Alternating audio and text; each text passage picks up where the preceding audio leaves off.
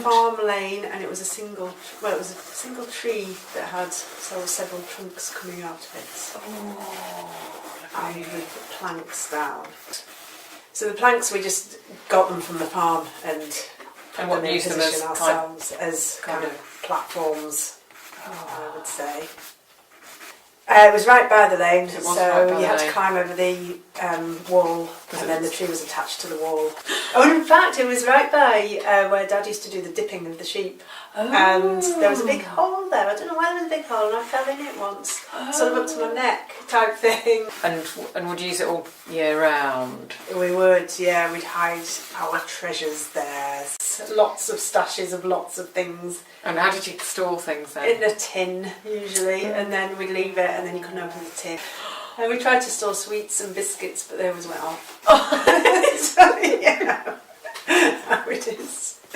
You should store stones as well, you know, where you collect stones that are nice. I would say, if you're going architecture, I would say this sort of churchy architecture. You know, where you have the dark wood and then you have a flower with 4 petals carved into it. But if you remember that thing that we put on Julia's ceiling, they were all flowers. Yeah. Cut out flowers, Matisse style type thing. Yeah. And it's always dark wood, it has to be dark. So there's sort of columns as well that you get. I think that's probably where I get my delusions from grandeur. Yeah, we used to have to go to church every Sunday, and I suppose you have an hour where you've got nothing to do, really, apart from meditate, I suppose. It's probably one that's not really talked about very much anymore. So those spaces sort of calm you down and re-energise you for life and the rest of the world. And I even ran away on holiday once when we were in Wales. We used to go to a place called Llanbedrog, where I had these 2 amazing great aunts.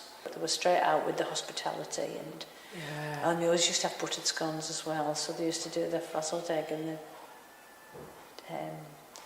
and it was just like stepping back in time, and comforting. So why I ran away, I have no idea why I used to run away. But my dad was probably frantic running around. I think I was crying when the lady came by on a horse. And there wasn't one, I think there was a couple of horses.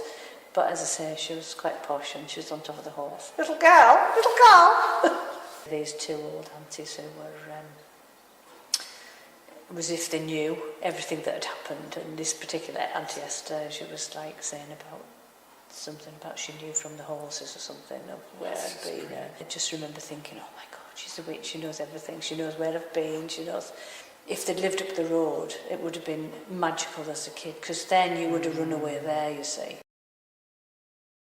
It came from, never heard of Gaudi as an artist, and I bought an LP with nice sleeves, you see, with lots of lovely artwork on. And it was Alan Pass's project, and it was just Gaudi. And there was a track on there which is called La Sagrada and Familiar. And of course, lots of the artwork inside the sleeve is from the Sagrada. I didn't say before, but mathematician in the background, bit of a mathematician. So really quite taken by all the sort of the architecture, etc., and the shapes and whatever. And so they're from years and years and years. I just think I'm going to go there one day, I'm going to go there one day. I'm not going until I'm ready. I want to go when I can spend as much time as I want there. And it became sort of like almost like a bit of a quest. Yeah. You know, and people would say, oh, have you never been to the Sagrada Familia yet? You know, you've travelled all over the world and you've never been to Barcelona. And as I say, I went when I was 50 and it was just amazing.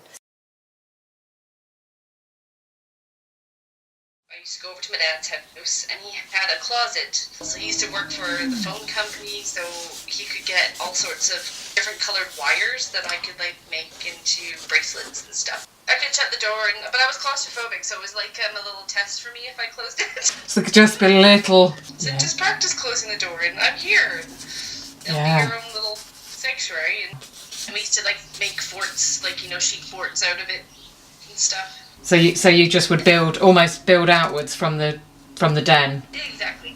Yeah, and then you like crawl into it, right? My dad had a big imagination, so. my balcony. It's just the size of the balcony. We have our little plants and all that out there. It's the sound of the hummingbirds that come around to the feeder and fly in and kind of look at us and fly out again. It's the arbutus trees. It's the oak trees. We have a view of the ocean from here, so we can see boats going by. It's just in the fresh. I just love it. I get up at 4:30 in the morning. I was for a while having a cup of coffee out there, and actually we can see it's a volcano across from us. It's called Mount Baker. Okay. So the sunrise will come up behind Mount Baker, so I can see that in the morning. Yeah, after a day's work, after I ride my bike home, and just get my glass of wine and my Outlander book and sit out there and go.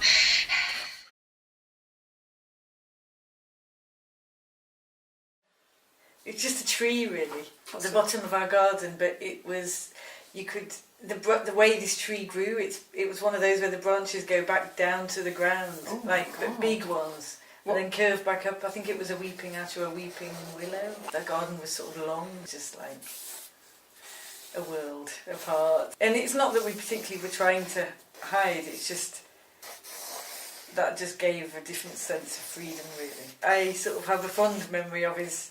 Behind the branches. It's a bit like being behind a waterfall. Yeah, it was actually, yeah. At one point when we were growing up, Mum said we had our own language. But the funny thing is that now we disagree about certain things, but there's this thing that never takes away, that it doesn't shake at that other bond from childhood.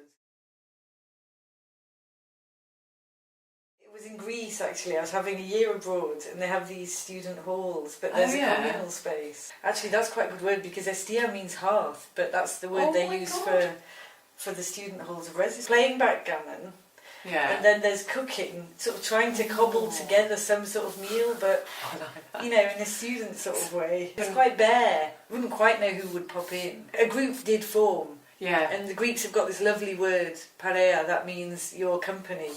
It's that. Yeah. Because no one owned that space, and because it's a residential hall, people come and go to the different rooms.